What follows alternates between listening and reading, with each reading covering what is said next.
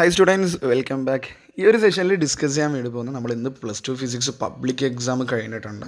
അതിൽ കുറച്ച് കുട്ടികൾക്ക് ചില 2-3 ക്വസ്റ്റ്യൻസിൽ ഡൗട്ട് ഉണ്ട്. അതായത് ഇങ്ങനെ എഴുതിയാൽ മാർക്ക് കിട്ടോ, കൂടുതൽ കമൻറ്റ് കണ്ടുകൊണ്ടാണ് കേട്ടോ ഈ ഒരു വീഡിയോ വരുന്നത്.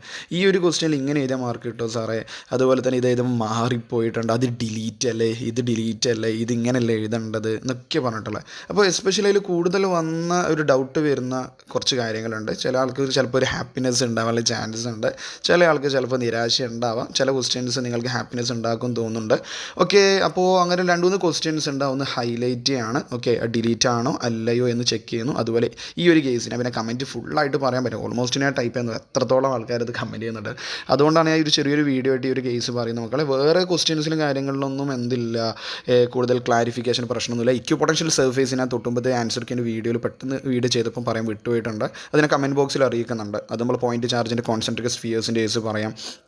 അതുപോലെ തന്നെ നമുക്ക് യൂണിഫോം ഇലക്ട്രിക് ഫീൽഡ് ആണെങ്കിൽ നമ്മൾ പാരലൽ കേസൊക്കെ പറയുന്നില്ല. അതുപോലെ ഡൈപ്പോളിൻ്റെ കേസ്, അങ്ങനത്തെ കേസൊക്കെ വരച്ചു കൊടുക്കാൻ പറ്റുമെങ്കിൽ അതൊക്കെ വരച്ചാൽ അതൊക്കെ മാർക്ക് ഇടും, അതിനൊന്നും സീനാക്കണ്ട. അതുപോലെ തന്നെ വാല്യുവേഷൻ കുറച്ചും കൂടി ലിബറൽ ആകും എന്ന് നമുക്ക് പ്രതീക്ഷിക്കാം കേട്ടോ. ഓക്കെ, അപ്പോൾ ഇവിടെ എടുത്ത് പറയുന്ന 2-3 ക്വസ്റ്റ്യൻ എന്ന് പറഞ്ഞാൽ ഫസ്റ്റ് ക്വസ്റ്റ്യൻ ഇതാണ് മക്കളെ. ക്വസ്റ്റ്യൻ നമ്പർ 18 ആണ്.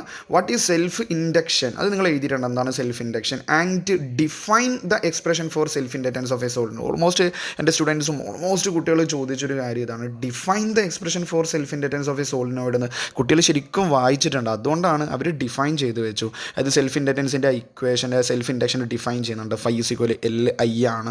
അങ്ങനെയാണ് ഈ φ = 1 ആംപിയർ ആണെങ്കിൽ നമ്മൾ സെൽഫ് ഇൻഡക്റ്റൻസ് എന്ന് പറഞ്ഞു കഴിഞ്ഞാൽ മാഗ്നറ്റിക് ഫ്ലക്സിന് ഈക്വൽ ആണ്. അല്ലെങ്കിൽ നമ്മൾ EMF = -L/di/dt അല്ലെങ്കിൽ ഫാരഡേസിലോ മാഗ്നിറ്റ്യൂഡ് എടുക്കുകയാണെങ്കിൽ E = L/di/dt.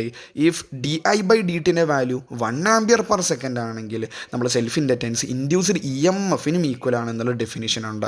ഐ തിങ്ക് ആ ഒരു മാർക്ക് എഴുതിയ ആ ഒരു ഡെഫിനിഷൻ എഴുതിയ മക്കൾക്ക് സന്തോഷ വാർത്തയാണ്. ഷുവർ നിങ്ങൾക്ക് അതിന് മാർക്ക് കിട്ടുമെന്നാണ് മനസ്സിലാക്കാൻ വേണ്ടി പറ്റുന്നത്. ഓക്കെ, അവിടെ എക്സ്പ്രഷൻ ഡിഫൈൻ ചെയ്ത കുട്ടികളുണ്ട്, അവർ തീരെ നിരാശപ്പെടേണ്ട ആവശ്യമില്ല. ഈ രണ്ടും അവിടെ ചാൻസിൽ കിടക്കുന്നുണ്ട് കേട്ടോ. നമുക്ക് പ്രതീക്ഷിക്കാം 2ലും മാർക്ക് വരും. ഇപ്പോൾ ഡെറിവേഷൻ എഴുതിയിട്ടുണ്ടെങ്കിൽ അവർക്ക് മാർക്ക് പ്രതീക്ഷിക്കാം. ആ ഡെറിവേഷൻ എഴുതാതെ ഇങ്ങനെ ഡിഫൈൻ ചെയ്ത കുട്ടികളാണെങ്കിൽ നിങ്ങൾ തീരെ നിരാശപ്പെടേണ്ടതില്ല, അതിന് മാർക്ക് കിട്ടും എന്നുള്ളത് തന്നെയാണ് നമുക്കൊരു ശുഭപ്രതീക്ഷ അവിടെ വരുന്നുണ്ട്.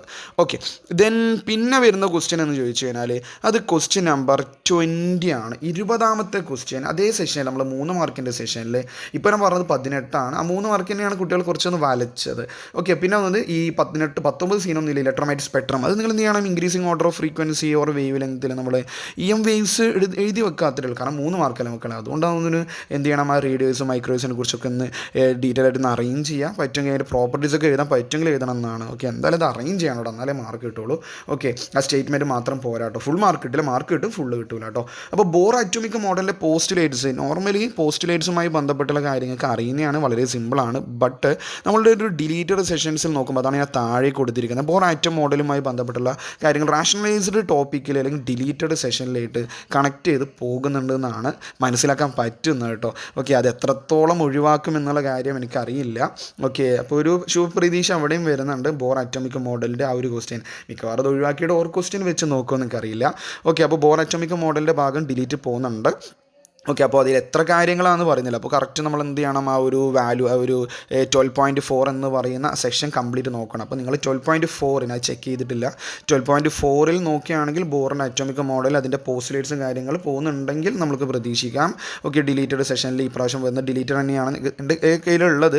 ഓക്കെ, അപ്പോൾ ഒന്ന് ചെക്ക് ചെയ്യുക. അപ്പോൾ ആ ഭാഗം ഡിലീറ്റിൽ ചെറുങ്ങനെ ബോറിൻ്റെ ആറ്റം മോഡലിൻ്റെ ആ ഒരു സ്റ്റാർട്ടിങ് മാത്രമോട്ട് റേഡിയസും കാര്യങ്ങളുണ്ട്, വെലോസിറ്റിയും എനർജീൻ്റെ ഡെറിവേഷൻസ് ഒക്കെ സിലബസിലുണ്ട്. ആ ഒരു പോസ്റ്റുലേറ്റ് ചിലപ്പോൾ ഡിലീറ്റിൽ പോകാനുള്ള ചാൻസ് ഉണ്ട്. അങ്ങനെയാണെങ്കിൽ അത് അറ്റൻഡ് ചെയ്ത് കഴിഞ്ഞാൽ മാർക്ക് വരുന്നതിനെ കുറിച്ചൊന്നും എനിക്ക് ഇപ്പം പറയാൻ വേണ്ടി പറ്റില്ല. ലിബറലാക്കും എന്നുള്ള കേസൊക്കെ നമുക്ക് പ്രതീക്ഷിക്കാവുന്ന കാര്യമാണ്. പിന്നെ വേറൊരു ക്വസ്റ്റ്യൻ എന്ന് പറഞ്ഞു കഴിഞ്ഞാൽ മക്കൾക്ക് എല്ലാവർക്കും ടഫായിട്ട് ഫീൽ ചെയ്തൊരു ക്വസ്റ്റ്യൻ. അത് 5 മാർക്കിൻ്റെ സെഷനിലാണ്. ഓക്കെ ആണോ? ഈ 5 മാർക്കിൻ്റെ സെഷൻ സ്റ്റാർട്ട് ചെയ്യുന്ന 26ാമത്തെ ക്വസ്റ്റ്യനിൽ A part, what is the principle of A capacitor. കുറേ കുട്ടികൾ മറ്റൊരു ഡൗട്ട് വന്നു, കാരണം അതിൽ ഒരു സാറ്റിസ്ഫാക്ഷൻ കുറവ്. ബി എഴുതി, സി ഒക്കെ എഴുതി അടിപൊളിയായിട്ട് ചെയ്തിട്ടുണ്ട്. അതിൽ എ ക്വസ്റ്റ്യനിൽ പ്രിൻസിപ്പിൾ ഓഫ് കപ്പാസിറ്റർ എന്ന് പറയുമ്പോൾ കുറേ ആൾ കപ്പാസിറ്റൻസ് ആണെന്ന് എഴുതി വെച്ചിട്ടുണ്ട്. തമാശ രൂപേണ കമൻറ്റ് ബോക്സിൽ അത് കണ്ടിട്ടുണ്ടായിരുന്നു. കപ്പാസിറ്റൻസ് അല്ലേ? ഓക്കെ, അതാണോ പ്രിൻസിപ്പിൾ? ഓക്കെ, അല്ലാതെ capacitor is a device which is used to store electric charge. അത് അതിൻ്റെ പ്രോപ്പർട്ടി ഒരു യൂസാണ്. വേറെയും യൂസസ് ഉണ്ട് കപ്പാസിറ്ററിന്. അതല്ലല്ലോ മക്കൾ എഴുതണ്ടേ. നമുക്ക് വേണമെങ്കിൽ അവിടെ ക്യൂ പ്രൊപ്പോർഷണൽ ടു വി ആണെന്ന് വേണമെങ്കിൽ എഴുതാം. C equal Q by V ആണ്, ക്യൂ സിക്വൽ സി വി ആണ്, ക്യൂ പ്രൊപ്പോർഷണൽ ടു വി ആണ്. അല്ലെങ്കിൽ ഞാൻ വീഡിയോയിൽ പറയുന്ന പോലെ ഒരു കണ്ടക്ടറിനടുത്ത് മറ്റൊരു കണ്ടക്ടർ ബ്രോട്ട് ചെയ്യുന്ന സമയത്ത് പൊട്ടൻഷ്യൽ കുറയുന്നു, കപ്പാസിറ്റൻസ് കൂടുന്നു, ആ രീതിയിൽ.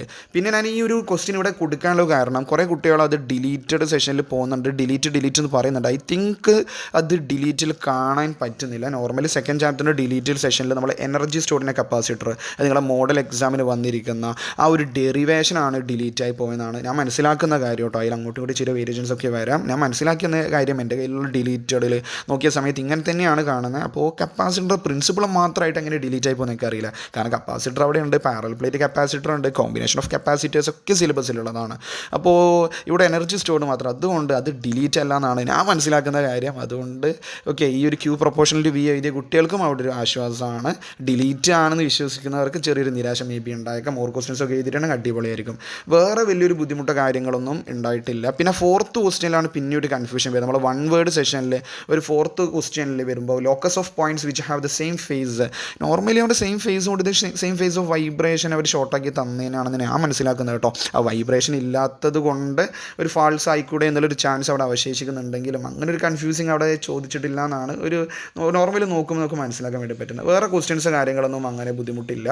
ഓക്കെ, അപ്പോൾ ഈ ഒരു കാര്യം ഒന്ന് നിങ്ങളെ അറിയിക്കാൻ വേണ്ടിയിട്ടാണ് ഈ വീഡിയോ ചെയ്തിരിക്കുന്നത്. മക്കളെ, ഇനി വേറെ സബ്ജക്റ്റിൻ്റെ വീഡിയോസും കാര്യങ്ങളും ചെയ്യണം എന്നുണ്ടെങ്കിൽ, ഇമ്പോർട്ടൻ്റ് ടോപ്പിക്സോ അല്ലെങ്കിൽ ക്വസ്റ്റ്യൻ പേപ്പേഴ്സോ അങ്ങനെ എന്തെങ്കിലും ഉണ്ടെങ്കിൽ നിങ്ങൾ സജസ്റ്റ് അത് എൻ്റെ വീഡിയോ കണ്ടു കഴിഞ്ഞാൽ ഹെൽപ്ഫുൾ ആവുമെങ്കിൽ നിങ്ങൾ കമൻറ്റ് ചെയ്യുക. നിങ്ങൾക്കത് കാണുമെങ്കിൽ ഷുവർലി ഞാൻ നോക്കിയിട്ട് എന്ത് ചെയ്യാം, അത് സെറ്റാക്കാൻ വേണ്ടി നോക്കാം കേട്ടോ. അങ്ങനെയാണ് നെക്സ്റ്റ് സെഷനിൽ കാണാം മക്കളെ.